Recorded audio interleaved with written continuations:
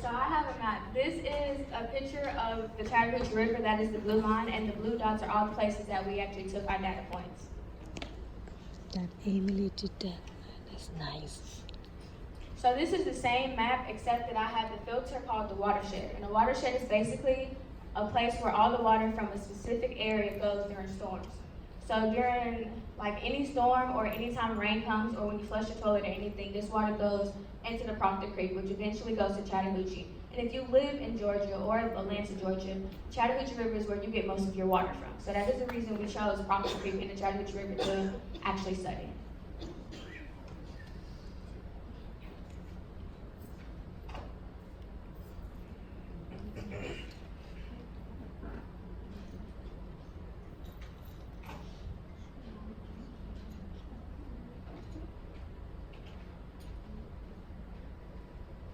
Pollution is the introduction of things and substances into a natural source that can cause harm to animals, humans, and plants.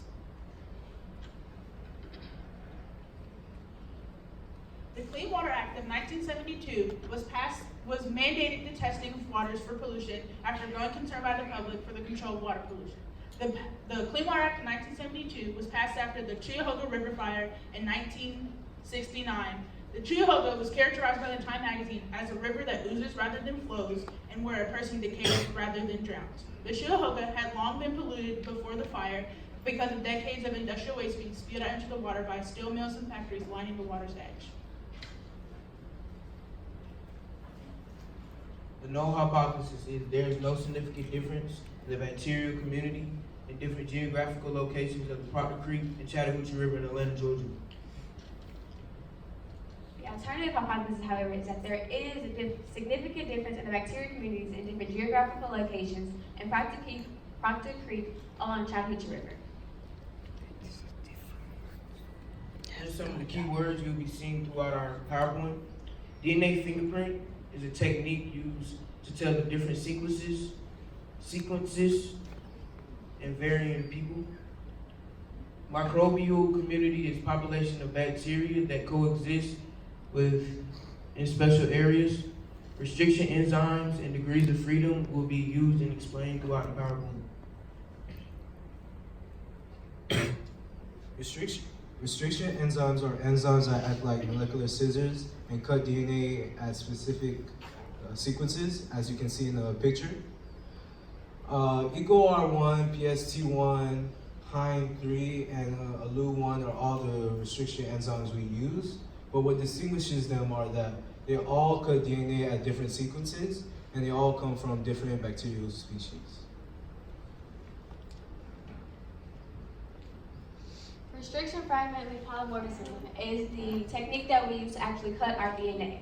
So figure 9 shows in layman terms the actual procedure we use.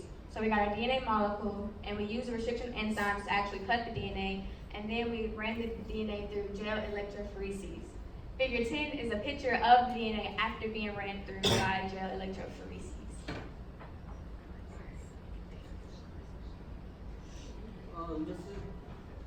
This is a list of some of the materials that we used. On the pictures you can see the micropipette, which was used to collect our samples and transfer enzymes from test tube into the test tubes that contain the bacteria or the DNA. The microcentrifuge was used to be able to revolve the test tubes around and separate the supernatants from the pellet. And the EMB agar and LB agar were used to cultivate the bacteria, with EMB agar being used to cultivate specifically fecal coliform bacteria. On this next slide, you can see the rest of the materials that we use, with agarose gel being where we place the DNA after it was extracted, so it will be able to go through electrophoresis. The inoculation loop we use to scrape bacteria off of the media so that we will be able to place it into test tubes, and then we use the spectrophotometer to be able to measure the density of bacteria inside of a water sample. Here are some of the procedures we use to make our media. There's a picture of us with the LB agar plate with the media. Here are the procedures for culturing the bacteria. In figure 19, you can see me scraping off the bacteria and transferring it to a 1 millimeter tube. So the procedures for actually collecting the bacteria. So when we actually did the bacteria, we did all these things that they said, but we also had to get the bacteria down to a number of 1 times 10 to the 6th power. And this means we have to get this down to this number because we have to dilute the solution so that if the ratio it had to the other solutions would be consistent enough to where we could actually see the DNA.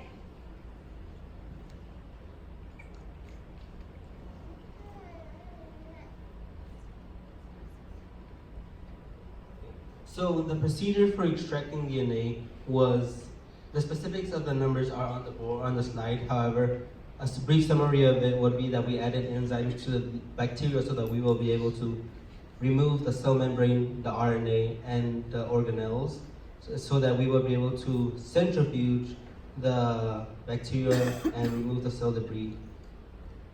Then we added ethanol so that we would be able to separate the cell debris from the pellet and then extracted that cell debris. After that, we added in sterilized water until we reached a density of 1 microgram per microliter, and measured that in a spectrophotometer to see the density of the DNA in the water sample.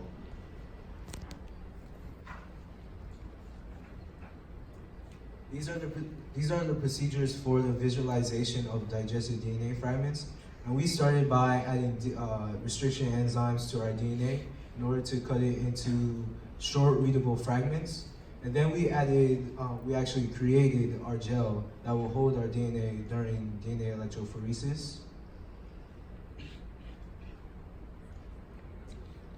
Next, we actually dyed our DNA and went through DNA electrophoresis, which involves electrifying the DNA fragments in order to separate them. And then we took our gel and put it on a UV lamp in order to visualize our DNA and to compare different DNA bands. So on this actual picture that you see here, figure 23, this is our similarity table. So a similarity table shows you the similarities between 2 or more groups. So for row 1, you see L1 and the number 4. The number 4 represents that how many visible bands we can actually see. And each number following is a similarity that band had to all the other locations. And also figure 22 shows you a picture of the DNA after when it was on the UV table.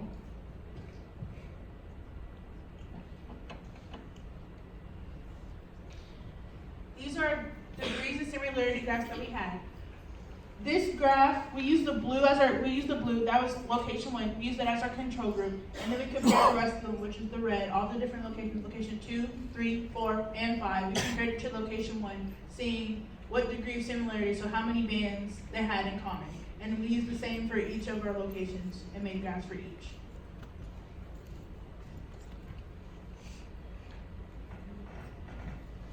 These are the procedures we use to calculate our t-test.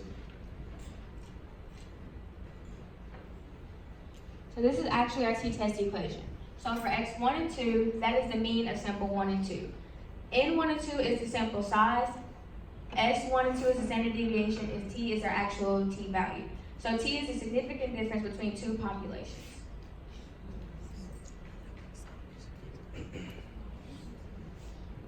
This is our t-test Excel spreadsheet. For the first set of data, we plugged in our location 1, and then the second set of data, we compared location 1 to the other locations. We put it in, it calculated the mean, the standard deviation, and then ended up getting our t-value of 4.9. We chose location 1 because that was the easiest one, that was the one that was easiest to read the number of bands that we had and to distinguish between them.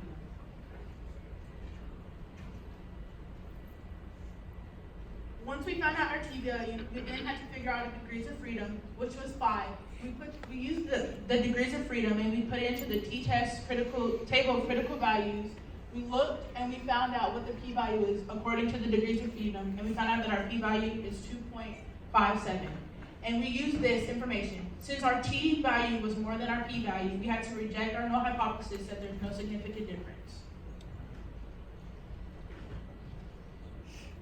We rejected our null hypothesis. That means that there was a significant difference between the bacteria in Proctor Creek and the Chattahoochee River.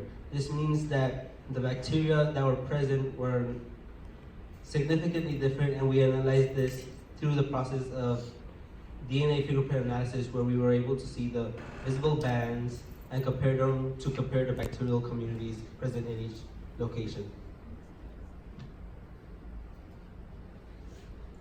Some of the improvements that we could have done, we could have consistently worked under a stellar environment. We could have also have better handled both our instruments and our active substances. In figure 26, this is the incident that occurred when the fast blast DNA stain was accidentally drawn. Also, please be advised there's a graphic picture on the next slide.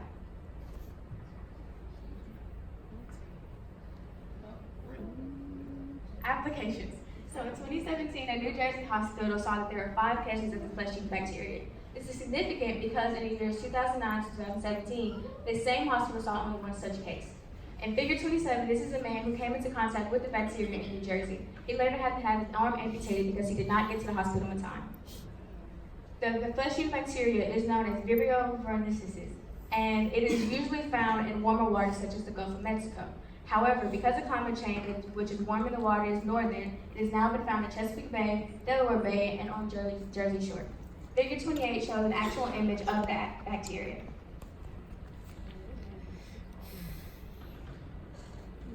These are some of our resources.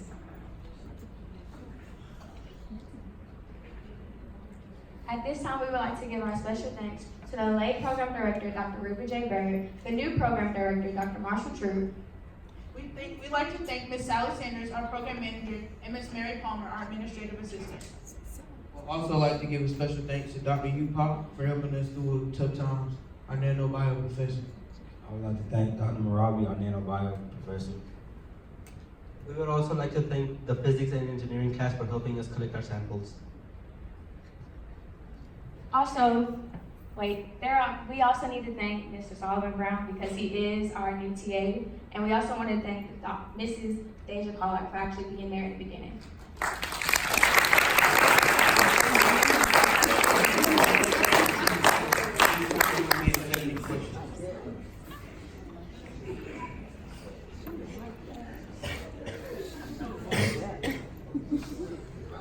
Good. Good.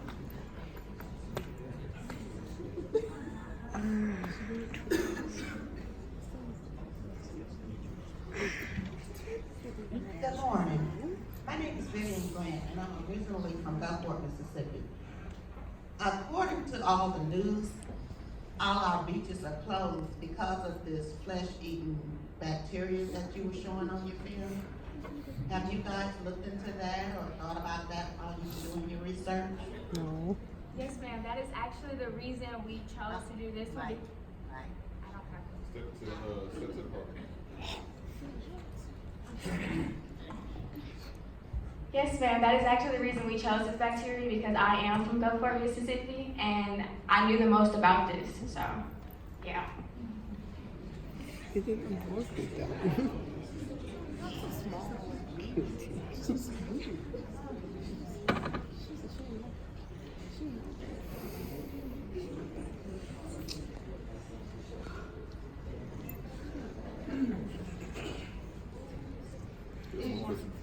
If you had more time or kept pursuing this research, what kind of questions would you ask next? Or where would you take more samples?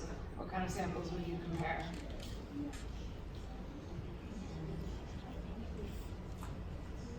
So since the flesh-eating bacteria is constantly moving northern, if we had more time, we would have checked to see if it was actually moving northern. Because it came from where I'm from.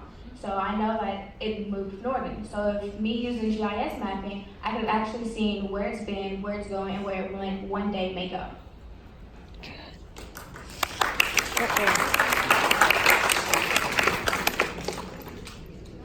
Good morning. My question is, in the samples of the Chattahoochee and the other rivers that you all tested, was there any significant bacteria that we harmful to those who are drinking the water or dealing with the water from this area?